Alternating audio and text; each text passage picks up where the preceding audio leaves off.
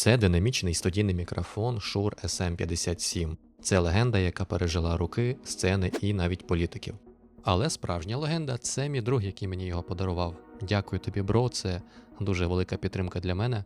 Я буду старатися знаходити час для того, щоб записувати відео і щоб цей мікрофон існував не тільки для мітів, а й для чогось більшого.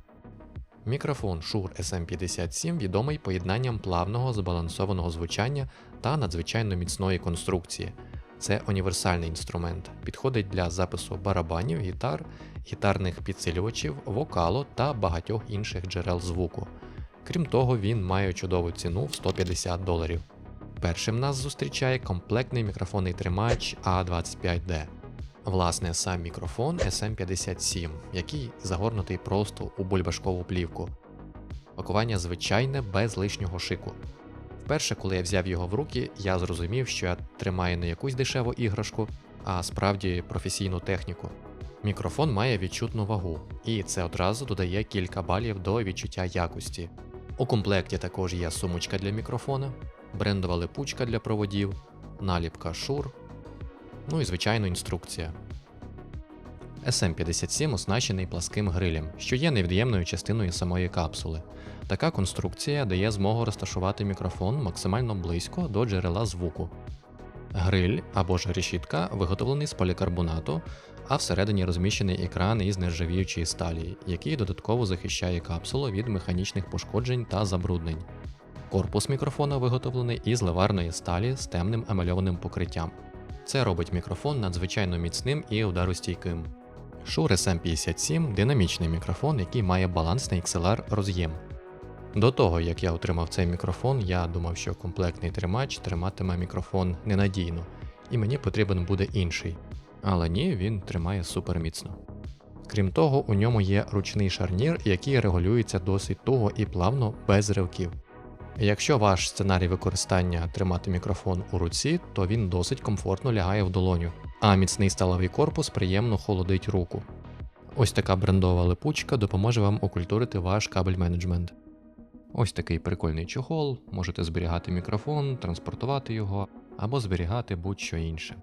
Всередині чохла ви знайдете перехідник, який дозволяє встановити мікрофон на різні типи тримачів і стійок.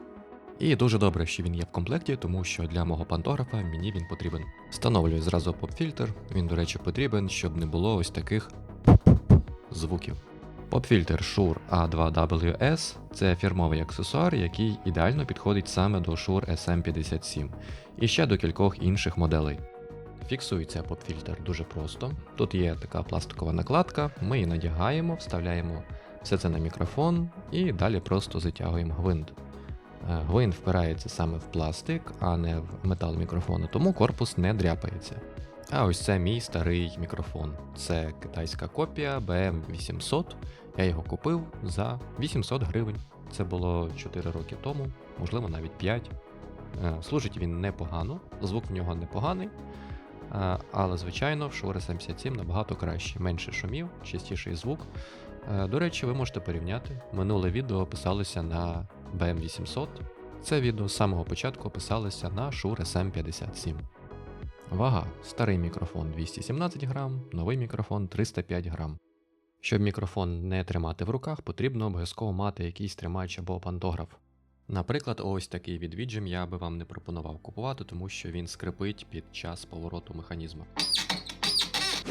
І через цю проблему я попросив Аліекспреса повернути мені 50% вартості, і мені вдалося. Комплектний перехідник не був зайвим, він якраз мені пригодився, щоб це все прикрутити. Якщо в пантографі немає можливості регулювати мікрофон на всі сторони, на 360, то дуже рекомендую всім прикрутити шарову голову.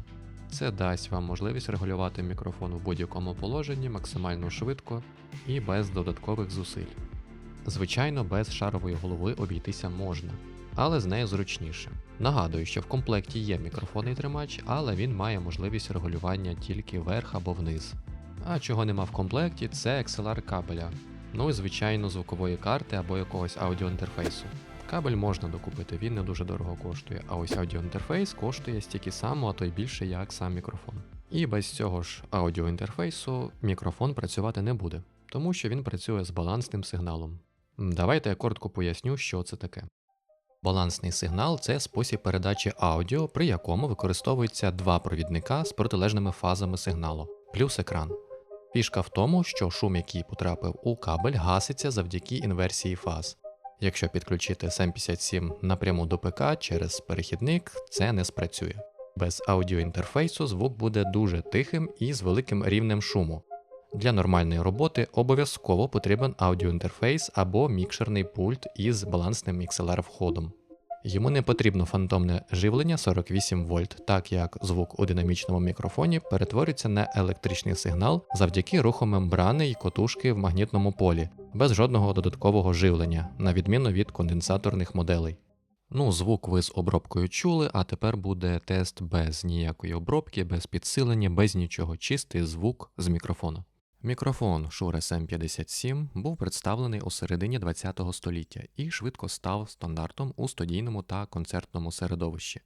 Його універсальність дозволяє однаково добре працювати як з інструментами, так і з голосом. Завдяки надійній конструкції та характерному звучанню ця модель і сьогодні широко використовується в усьому світі. Мікрофон Shure SM57 виглядає максимально просто і, може, навіть трохи старомодно, на відміну від конденсаторних моделей, яких ви могли бачити у багатьох популярних блогерів. Але за цим дизайном ховається справжня легенда. Модель Shure SM57 з'явилася ще у 1965 році і з того часу майже не змінилася. Компанія Shure створювала його як універсальний динамічний мікрофон для сцени, студії та інструментів. Хоча зовнішній вигляд SM57 не змінювався десятиліттями, він не є музейним експонатом. Компанія Shure внесла десятки покращень, наприклад, заміна вовняного фетру на поліуретан для кращої стійкості до вологи, або перехід на обміднений алюмінієвий дріт для надійності паяних з'єднань. SM57 почали використовувати на концертах, у студіях звукозапису і навіть у Білому домі. Історія SM57 як президентського мікрофона офіційно розпочалася в серпні 1965 року під час адміністрації Ліндона Джонсона. Ця співпраця розпочалася завдяки ініціативі молодого лейтенанта ВПС Дейва Клевінджера з Агентства зв'язку Білого дому, який шукав надійне аудіообладнання, не маючи на той час глибокого досвіду у цій сфері. На відміну від конкурентів, які пропонували безкоштовні мікрофони, що сприймалися як спроба підкупу, компанія Shure наполягла на тому, що уряд має офіційно купувати обладнання, запропонувавши натомість професійне навчання та тестування. Згідно з бюлетенем Shure, за серпень 1965 року менеджер Боб Карр оголосив, що модель SM57, що означає як Studio Microphone, була обрана для використання під час усіх появ президента Ліндона Джонсона. Вибір Shure SM57 для президентських трибун зумовлений вимогою абсолютної надійності в будь-яких ситуаціях, де відмова обладнання є неприпустимою, на відміну від конденсаторних моделей, які найкраще працюють у контрольованих приміщеннях.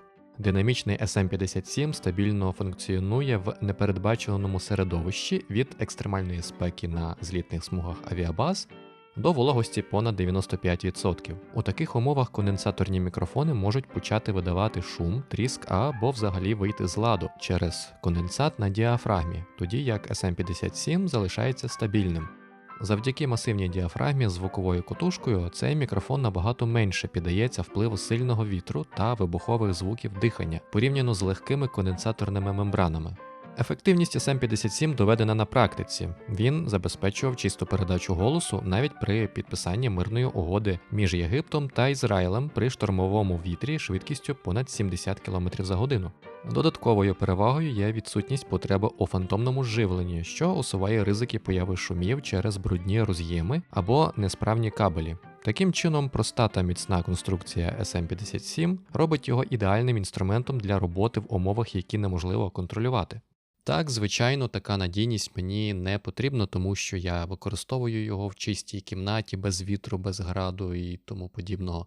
Але приємно розуміти, що твій мікрофон може працювати десятки років. Тут найбільшою перевагою є співвідношення ціни і якість. Це просто хороший мікрофон без всяких непотрібних фішок, він просто працює і все, і він записує чудовий звук.